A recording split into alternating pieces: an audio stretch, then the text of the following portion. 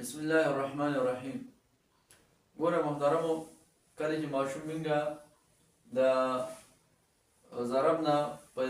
قانون کې په جوړمبنۍ څه باندې پوهه کو، نو دې ته به ووایو چې بچي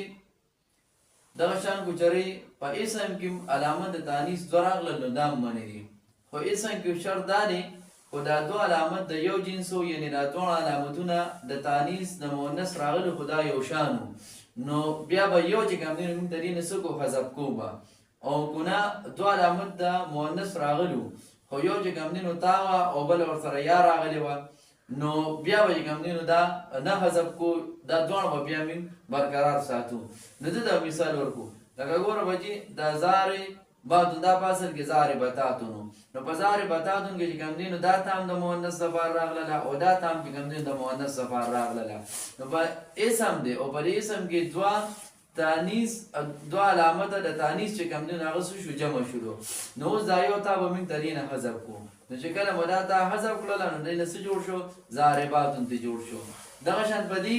ضربیاتون کې ورته ووایو چې بچي دا ضربیاتون چې کوم دی نو په دې کې هم دوه علامت د تانیث راغلي دي، یو یا راغلی ده او یو چې کوم دی نو تا راغلی ده، خو یا د یا او تا یو شان نه دي، یعنی د یا جنس جدا دی او د تا چې کوم دی نو جدا دی، دا که دواړه یا وي یا دواړه تا وي نو بیا به د دې نه موږ یو حذف کوله، نو چونکې یا راغلی او تا راغلی دا یو شان دي نه، نو دا به موږ په خپل حال باندې پرېږدو. نو ضربیاتون ویلم دا چې کوم دی نو څه دي جایز دي، نو په دې طریقې سره به چې کوم دی نو ماشوم موږ په دې باندې څه کړو، په دې باندې به پوه کړو. او دې ځای کې به ورته دا خبره وکړو چې بچي د اسم فاعل او د اسم مفعول د هغې نه چې کومې د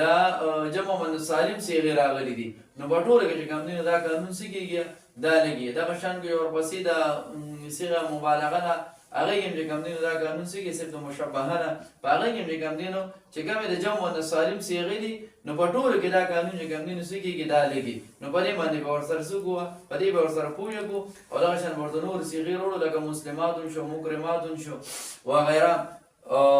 خالداتون شو، دا قانونونه چې کوم دی نو پکې ورسره څه کړو، جاري به کړو، ورسره اجرا پکې ورسره هماغه ټایم سره چې کوم دی نو وکړو. د هغې نه پس کو بیا یادولو ته ضرورت نشته، بس په دې خلاصه باندې پوه شول، بس قانون لیکله او په هغې کې کوم دی نو اجرا ورسره کول دي.